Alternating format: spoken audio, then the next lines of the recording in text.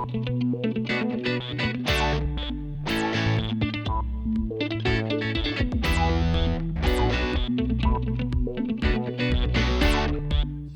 our weekly visit with our friends from the Concord Food Co-op. South Main Street, Greg, in Concord? 24 South Main. 24 South Main. Online at concordfoodcoop.coop. Always bringing interesting and wonderful topics to us. Today, we're going to talk about cancer on the rise and how to work toward preventing it. I think this is...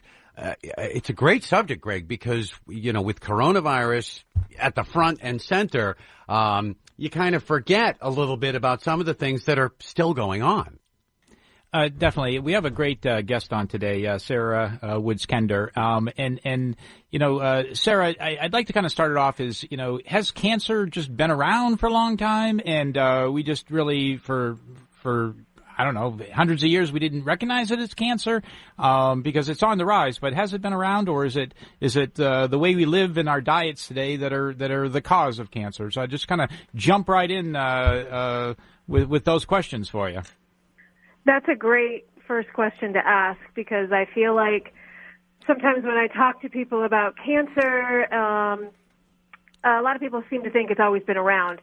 And while cancer has been around, because we know we have carcinogens that are naturally occurring in our environment that we can certainly ingest by accident or inhale by accident or however that works wherever you are, cancer is absolutely on the rise because we have more carcinogens, more chemicals that we're inundated with on a daily basis, and what I like to call the non-point sources of carcinogens, whereas it could be in your water supply, it could be in your food, but a lot of times it's those, the things you plug in at home to make things smell nice, or, it's just maybe your lipstick over the years, or some kind of fragrance that you're wearing all the time. These things can disrupt lots of things in the body, especially the detoxification pathways. And when you're more or less, when you're inhibiting that process, these toxins stay in your body longer and can cause dysfunction,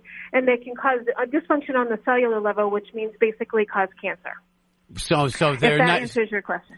Well, it did, but it opened up like 5 more questions. Yeah, well, that's the point. By the way, Sara Woods Kender is a clinical herbalist and Reiki master with over 10 years of experience as an herbal practitioner. She owns Sacred Tree Herbals in Meredith. You can look her up at sarasherbs.com, and that's Sara without an H, sarasherbs.com. So, right. Let's continue the questioning. So, are we inhibiting our own good health? Yeah, well, I think just living in this modern world, we are just by default. And so while we can't always remove all the toxin load from our bodies because they're hiding in all these different places, and unless we're educating ourselves in what we're putting on our body and breathing in our environment, mm-hmm. We all have to work and we all have to make money, and we're all pretty busy doing that. So on the side, are we going to really research every single thing we come into contact with? No. But I think it's a good idea, when you can. But, in our modern world, that's just the way it goes. So what I always like to do is say, there is hope. That's why I'm an herbalist, and I had to delve deeper into this situation myself. Not that I had cancer, but I saw a lot of people around me having cancer and, mm-hmm. and dealing with all these. And the cancers are growing weirder and weirder as time goes on, too. So you can support the body's elimination pathways and reduce your incidences of cancer by using different herbs every day. And, of course, the favorite organ of mine is the liver, mm-hmm. because the liver is actually, it's made to even kill off cancer cells, because cancer cells can roam around in your body, and the hepatocytes, which are the cells in the liver, have immune cells in them that actually eat those cancer cells. So if we can support that organ as much as possible, we're going to reduce our incidences of cancer. But also on the other end of that, we really want to start prevention, and it always starts with what we put in our mouth and what can help us open up these pathways of detoxification. Bad food can bog things down. Yeah. So, like I always tell people, 50% fruits and vegetables, keep it clean. And not that you're not going to slip sometimes and have that, brownie or cupcake or whatever, but for the most part, if you can eat a nice, clean diet, of course, organic if you can, although that is becoming more and more expensive as time goes on, as these bigger companies are gobbling up the smaller companies, I see prices rise. So, which is pretty poignant right now because I had to be at home today and I have horrible cell service. So instead of walking out in the cold, I'm in my indoor green, the grow dome that we just built for winter growing. Oh, that's awesome. awesome. We can grow our food all year round. So if you can't get organic, buy it locally. Right. So yeah. What are you looking for in something? Even you said lipstick. So what's in these? Yeah. What's in the products that are possibly cancer causing?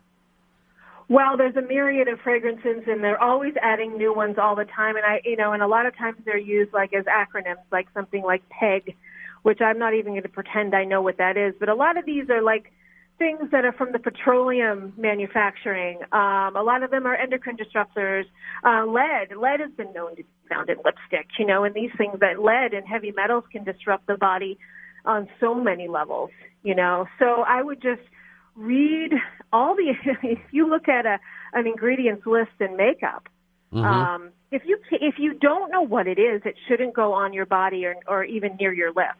Right. And that's kind of the rule of thumb for food or for anything you use topically, because your skin is the biggest organ of your body. Right. And that's going to take in all the toxins that you put in there.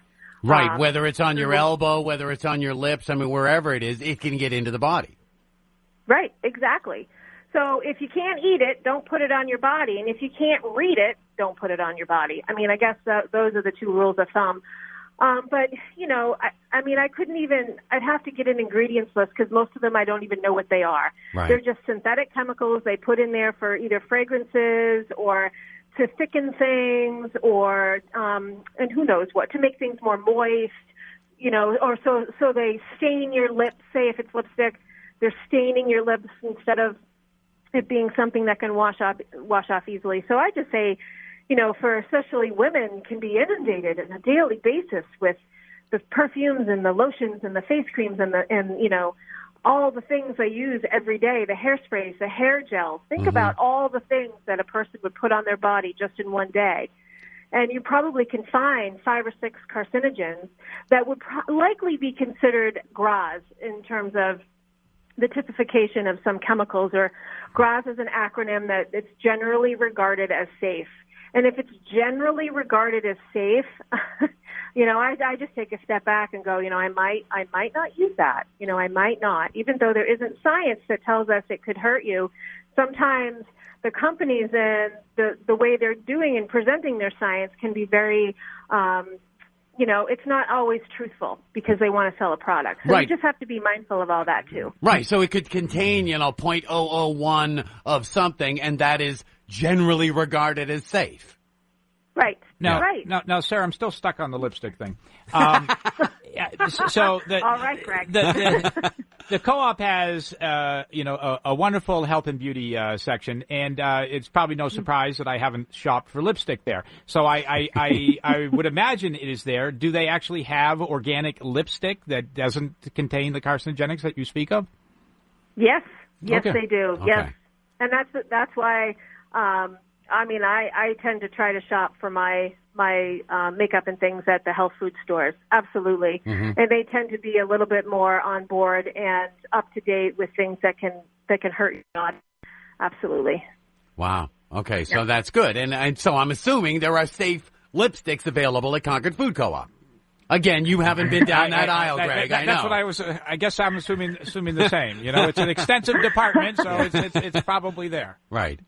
Yes, and with customer awareness becomes a whole market for companies. Because it's really about the people demanding these products. Otherwise companies would just continue to make these products that will over time they may hurt us. It's within their best interest not to, but again, we have to prove that it's going to hurt us, right? I mean, they go through FDA approvals and things like that, but not to the scrutiny, you know, and when you get out there in the real world, things happen differently than they would in a lab. So we have to just be cognizant. We have to be aware. And I think that's the biggest thing, you know, in terms of cancer. I mean, how many cancers are out there? So many. And so many more as time goes on. I mean, 1 in 3 men, 1 in 4, or 1 in 4 men, 1 in 3 women are within their lifetime going to have a diagnosis of some type of cancer. And some of these cancers are actually caused by viruses. You know, so it's not necessarily a carcinogen. It's a virus that could get in your body. So how is that? You know, and then you want to educate yourself about keeping your body healthy and keeping these viruses in check. Again, this is where the herbal world comes in beautifully. Right. So when you're considering being preventative about it, it really is if you can set your immune system up to be as strong as it possibly can, that gives you a better fighting chance. It absolutely does. It absolutely does. And people with a cancer diagnosis tend to have, and you'll ask them and say, no, my immune system is great, but you have cancer. So let's delve into that a little bit more. What type of cancer? What did you do for work? What have you been exposed to? You know, hairdressers, and I don't know the incidences of cancer with hairdressers, but I sure would like to, because they're inundated with all sorts of chemicals all the time that they're breathing in, which goes right into your bloodstream. Sprays and colors, and yeah, sure, I can see that. Yeah. Now, you know, so what do you do for work? Right. Sarah, you had mentioned that you can flush your liver with herbs. So what were you referring to there? All right, so there's a lot of different herbs that are considered hepatics, and they can support the liver in several different ways. They can either help it regenerate if there's damage, or they can just help it do its job, essentially. And my favorite probably is milk thistle, because it helps repair and it helps support the organ to do its job. I also like, oh my God, there's so many. Burdock root is probably my favorite all-time food/tonic herb, because it helps the body in so many different ways. It's going to help liver and kidney. And burdock root grows everywhere in New Hampshire. I mean, if you know someone with a farm, or you live on a farm, you know what burdock is, because it's the sticky burrs. The dogs always get it in their fur. Most farmers know what a sticky burr is and what a burdock root is. Oh, sure. And you can eat these roots. And I harvest first year roots, and I cut them up and I dry them and I put them in tea. They help the digestive system. They move bile, which is going to help, because bile is essentially this beautiful substance that the body, you know, recycles. It is something that removes toxins and it breaks down fat. So it does two different jobs. And most people don't move enough bile. Right. You know, the gallbladder holds the bile. And, you know, a lot of the first questions I ask people is, do you have a gallbladder? Because it's taken out so often, because we're not moving it. We're not moving that bile. So burdock is lovely that way. I also like dandelion root. It's right up there with burdock root as a tonic. It's slightly more bitter than burdock. And turmeric. Turmeric is lovely. Yeah, that's been a word that's been floating around for a few years as being a health supplement. Yeah, it's a superfood, as they say. You know, those superfoods. The very dense foods. I also like things like seaweed. You know, throw it in some soup. We just had awesome soup last night. I have a bone soup recipe. I have an herbal mix that I have people put in their soup stock, so that it includes 14 mushrooms. So there's your immune support right away, you know, direct immune support through medicinal mushrooms. And you've got burdock root and nettles and astragalus, which is another root that's used for immune support. I mean, there's so many things that you can reach for on a daily basis to help just support these organs of elimination, namely the liver. A lot of folk remedies for cancer are liver movers. And one in particular is cabbage, which cabbage has these constituents in it that help remove extra estrogens and extra hormones from the body. And many breast cancers are hormone-mediated. So when you have a diagnosis of breast cancer, the first thing I want you to do is do some some real sauerkraut, real pickled sauerkraut, get it on a daily basis. We can move that extra estrogen out of there. And there's glyphosate, which mimics estrogen. I think a lot of people's breast cancer is because this glyphosate is in absolutely everything, which, again, people need to be aware of that as well and try to find clean sources of food, if that's possible in their area. Now, whenever you give a long list of these things, I can remember one or two of them. Isn't your store right on the main road up in Main Street? Main Street. So she's on the loop. Yeah. So if somebody wanted to drop in, would you be available so they could ask you personally about some of the herbs that you were recommending, and if so, give a better description of where you're located. Yeah, so I'm right downtown Meredith. It's Main Street. It's real Main Street, not the main drag down by the water. Correct. Yep. Up the hill a little bit on the other side of Mills Falls. I'm in the big yellow building. It's 48 Main. I have a purple sign out front and a purple flag out back. I'm open Wednesdays through Saturdays. Give me a call. Stop in. I'm happy to answer anyone's questions. I never say you have to have a consult in order for me to answer questions. I'm talking to people all day long. Mm-hmm. I rather enjoy it. Well, the education part is important, Sara. It is. It absolutely is. I can't talk about plants enough, because of what they can do for us. And I'm always willing and happy to help people in need that want to learn more. You don't have to know about herbs to come into my shop, because it's not that place. I'm gonna be there with open arms and an open heart. And you also don't have to flip your whole diet completely upside down in order to take advantage of some of the benefits. That's exactly right. And a lot of people think they have to clean out their whole, their whole kitchen and all their cabinets to eat well. Well, I just say, start with an extra vegetable at dinner. There you go. That's a nice, easy step. Start with some fermented food in your diet. Mm-hmm. How about cut out the ice cream 2 days a week? Little things like that. Well, now you're getting extreme, Sara. Now you're getting extreme. I know. Well, food is hard. Food is hard for a lot of people. They love their food. They love their little, their little binges and their special treats. And I get all that, but you can compensate in other ways. You can still have your cookies every once in a while, but you can certainly compensate. Okay. See, and that's good. And Sara, your website's sarasherbs.com. Yeah. But is there, if somebody wants to, if herbs are, is there an intro to herbs book that you would recommend if somebody is looking at herbs for a natural way to prevent cancer as a starting point? Is there a book you would recommend? There's so many books that I could recommend. Of course, I would recommend Maria Grove's book. She just wrote the beautiful book, Body into Balance. That's a wonderful book from a local herbalist. I personally like Rosemary Gladstar's. What she called it. It was titled The Family Herbal years ago, but she's changed it now, tweaked it. But if you look for The Family Herbal, Rosemary Gladstar, you'll find it. Okay. And there's just, you go down that road. There's so many intro to herbals that. Clearly not thinking of right now. That's okay. But those two for sure. and the beauty is you can do this preventatively, but also you kind of touched on, if you get diagnosed with cancer, you can still use herbs to kind of work your way through it. That's right. Yeah.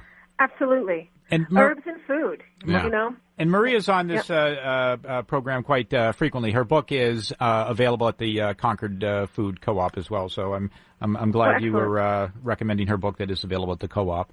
All right. Oh, absolutely. Yeah, that's awesome. She's a beautiful herbalist in person. Yeah, and again, she's just as enthusiastic as you are about the presentation and about people learning about it. And again, you don't have to completely turn upside down to make your body a little bit better in either preventing or working something out of your body.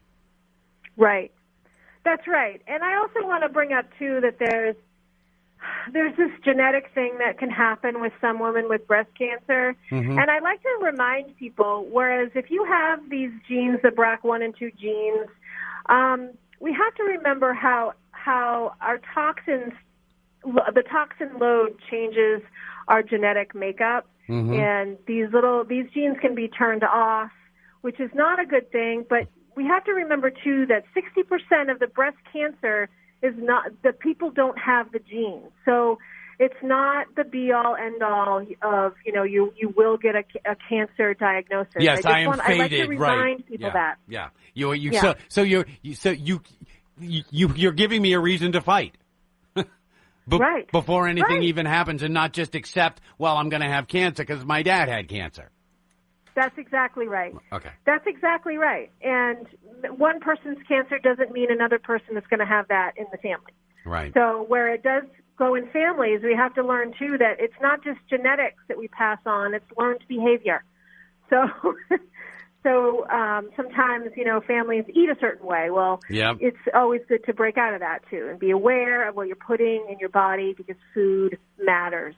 It matters every single time. Every single time. All right. Well, you can look Sara Woods Kender up at sarasherbs.com. You could visit her shop on Main Street in Meredith. The number is 279-2779. You've kind of opened our eyes a little bit here today, Sara. Well, I'm glad. And I always appreciate helping people, and I always love coming on the show and hanging out with you guys. Too bad I couldn't be there today. But it's my pleasure. All right. We'll get you back in here live, but as long as we had you on the phone, we've learned a lot. Greg, we still got Turkey Box going on because Turkey Box, and I want to encourage people to order their turkeys early. We have all natural turkeys at the Concord Food Co-op, and I think there's going to be a lot more smaller Thanksgivings this year. So I would encourage individuals to get all of their turkey supplies early, just so they are sure to have a meal at the table come Thanksgiving Day. Anyway, that's an awesome thing. Greg from the Concord Food Co-op, Sara Woods Kender, thank you both so much.